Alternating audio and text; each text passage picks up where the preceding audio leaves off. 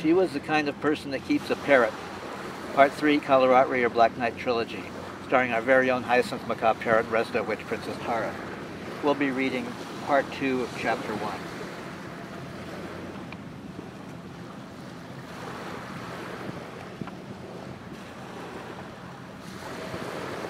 "Jean!" Kirka screamed, her voice a mixture of delight and terror. Kirka thrust the shotgun into Charlie's hands. She snatched up Callie's jacket. A colorful little songbird popped out when Kirka lifted the flap of one of the side pockets.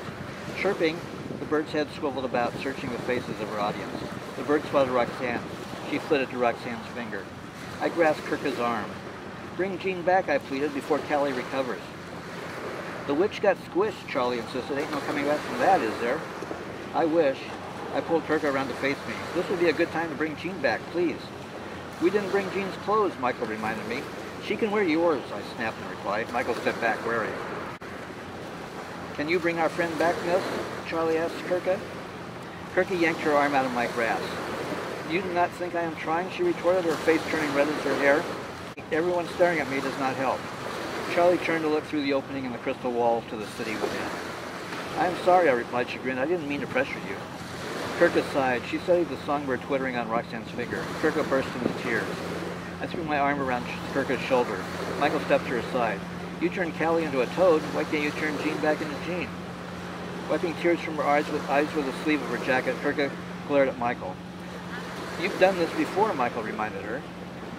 "Just the one time," Kirka replied. The stakes were not so high. Kirka lifted her foot again to study the remains of the toad glued to the sole of her boot. "I do not even know how I turned Callie into a toad. I did not intend to do so." Kirka glanced around at the others. She waved a hand toward the boot. "You sure this was my doing?" "I am sure," Blue Parrot replied. "Your friend will need to wait. We must get on with our purpose in coming to this place before the Witch of Death recovers." A vision of my hand thrusting a sword into Kālarātri's chest flashed through my mind. "Kay!" I cried out. I jumped toward the opening in the crystal wall. Roxanne refused to move out of the way.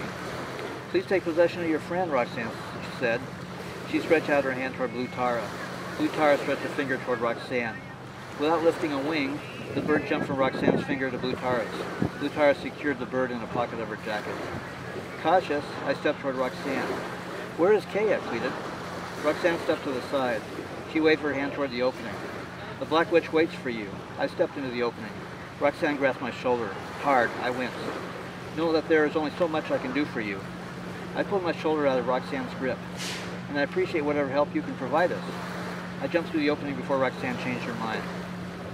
Charlie stepped to Roxanne. "I'm confused," he said. "About what?" "How can someone who is dead be waiting for our friend?" "Not like she can go anywhere," Roxanne quipped. Charlie peered into Roxanne's gleaming ruby-red eyes. "No hard feelings, ma'am?" Charlie had blown a hole through Roxanne's chest with a shotgun in a fit of pique. "There will be if you continue to ma'am me." Charlie tipped his fingers to his forehead. "Yes, ma'am. I mean, madam." Charlie slipped through the opening. The others scurried after him. Charlie rear-ended me when I stopped abruptly to stare at the grand reflecting pool in the center of the city's crystal plaza, a geyser of liquid crystal gushing to the sky. A sea of black statues carpeted the crystal floor before the pool, standing shoulder to shoulder in perfect rows and columns like a Roman cohort, raised swords of black steel shimmering in the brilliant sunlight refracted through the innumerable crystal structures within the city. Except I knew the swords were not swords. Let me rephrase that. The swords were swords, but the shimmering black steel blades were the raised arms of the cohort of black statues, the shape-shifting bird people of Kālarātri, each and every one of them an exact duplicate of the Black Witch, Kālarātri, and none of them wearing any clothing. The bird people of Kālarātri possess the ability to rearrange the very atoms and molecules of their being into any shape they wish, animate or inanimate. "Oh my lord," Charlie muttered at my side. "I have died and gone to heaven." Charlie laughed. He grasped my arm. "Tell me these are the 99 virgins of the Garden of Eden." "Hori," Michael corrected him. Charlie glared at Michael. "Whores? What do you mean, whores?" "Whores?" Michael shook his head. "No, not whores. Hori. Hori." Michael enunciated the two syllables. "The Hori are nymphs awarded to the faithful upon entering salvation, and more like 72, not 99. "Looks more like 702, Charlie observed. "And am I seeing things, or do they all look like the Black Witch?" "That would be affirmative," I smirked. "Each and every one of them an exact duplicate of Kay, Kālarātri." "I'm starting to like this place," Charlie quipped. "Wonder if I could get my Navy pension mailed here." "You might change your mind if they all look like me without my clothes." Charlie gave me a sideways glance. "You seen that?" I nodded. "My oh my." "What are they doing?" Michael asked. Like I know, I replied. The cohort guards the Black Witch, Roxanne explained. She waits for you, Roxanne said to me. Where is she? I blurted out, my voice cracking with anxiety. I feared I knew the answer. A sly smile broke across Roxanne's face. The crystal water protects her. Oh crap, I griped. I realized what was in store for me. How did you and the witch, Callie, get here before us? Michael queried Roxanne. The portal opens to many destinations, Roxanne replied, her words cryptic. So we don't need to rely on the gadgets to get from there to here and back again, Michael asked. The portal is useless to you if you cannot open the door. A hand grasped my shoulder, a gleaming crystalline blue hand, Blue Tara's hand. I almost jumped out of my marrows. Every moment you waste to avoid your purpose here is another moment that allows the Witch of Death to regain her power, she cautioned me. Damn, I muttered. Roxanne stepped aside. Go to her. I stared at the cohort of immobile black granite statues. Blue Tara pushed me forward. Glancing back at Blue Tara, a note of annoyance creasing my face, I stepped toward the obstacle. The first row of duplicate Kālarātri parted. I took another step. The second row parted, and the third, and fourth. I continued through the cohort, holding my breath, wary of the gleaming black steel swords raised over my head. I knew from painful experience what those swords could do. A deafening silence engulfed the crystal plaza, sending goosebumps cascading down my back.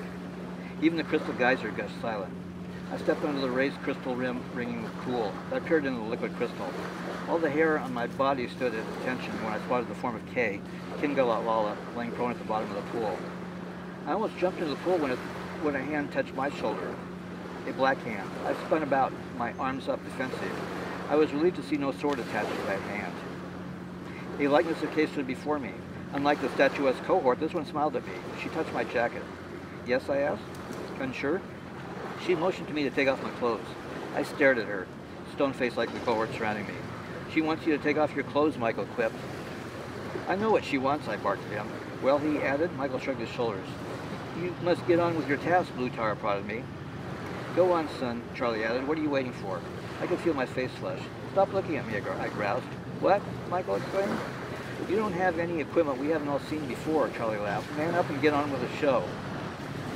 God damn, would everyone just turn around, please? This is embarrassing enough, all these, I waved toward the immobile cohort, these people watching me. They are not watching you, Michael insisted. They don't seem to be looking at anything at all. I set my machine gun on the floor. I commenced to slip off my Eddie Bauer. The likeness of Kay grasped the jacket's shoulders. She pulled the jacket off me. I glanced at Michael. Everybody just turn around. Please, I begged, please, I pleaded as I unbuckled my belt. Michael and Charlie, Kirka and the Tars turned away, although I noticed Michael sneaking glances over his shoulder. The likeness of Kay removed my clothing, almost as if she had done this sort of thing before. I stood naked before the duplicate of Kay. She grasped my shoulders. Her eyes scanned my body from head to toes. A wry smile broke across her face. The likeness of Kay pushed me toward the pool. What the hell, I thought to myself. I took a deep breath. I closed my eyes. I stepped into the liquid crystal. Are you okay, baby? A familiar woman's voice startled me. I felt familiar hands grasp my shoulders. My eyes popped open. Kay, Kālarātri, stood before me. Glistening long black hair cascaded across her shoulders. Her ruby red lips parted into a broad smile. She leaned forward to touch her lips to mine. Her tongue traced the contours of my lips. I didn't resist. I love the way you taste, my sweet, she whispered, wordless to me. The word simply popped into my head. I knew you would come back for me, she added. My eyes spread wide. Something was different. An alarm bell buried deep in my cranium commenced to ping like the notification alert in my smartphone. Kay's tongue slipped between my lips to press against my tongue. I like that. I pressed my tongue back against hers. I grasped Kay's arms. Instead of skin, my fingers felt a metallic fabric. Not like Kay to be dressed in her homeworld of Kālarātri, I thought to myself. A strange material chafed my skin. I pushed Kay back. Kay's lips drooped into a pronounced frown. Her cold black eyes squinted, questioning at me. What troubled you, my sweet? Well, for one thing, Kay was dressed, so to speak. A glimmering black hooded cloak draped across her body from neck to feet like a toga. I glanced down at my feet. I wore the exact same cloak. What the, I muttered. I released Kay's arms to run my fingers across the fabric like black crystal. I felt uncomfortably hot, as if I stood in the sun. Sweat rolled down my chest, down my face, into my eyes. I tried to brush the sweat out of my eyes with the back of my hand. The same cohort of black granite statues surrounded me, except these statues wore hooded cloaks identical to Kay's. I stood next to the grand reflecting pool with a geyser of liquid crystal gushing into space. I glanced around me. Tara, I cried out. Charlie. I turned back to Kay. I grasped her arms. Where are they? I demanded, my voice quivering between anxiety and fear. My eyes searched the plaza. The crystal structures of the city seemed familiar. I noticed the light, dusky, foreboding light. Is this night? I asked Kay. Instead of the intense rainbow-hued sunlight streaming through the crystal walls I expected, a grimy, burnt red pall permeated the crystal city as if a forest fire raged around us. I licked the sweat off my lips with my tongue. The sweat tasted like rotten eggs. An ancient memory of standing with my folks watching Old Faithful erupt at Yellowstone Park flashed through my brain.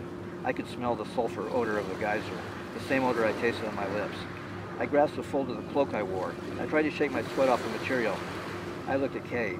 Why am I so damn hot? And what the hell is this? I yanked on the folds of the cloak. Kay's lips parted into a sly smile. She took my hand in hers. Come with me, my sweet. Kay walked toward the crystal wall, pulling me with her. The cohort of black cloak-clad statues came to life. Without breaking formation, the beings silently followed us. I craned my neck to stare at them.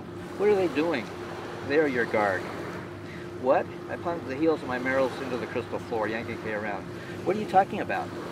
Kay winked at me. Yours and my guard. She turned to continue toward the wall, pulling my arm.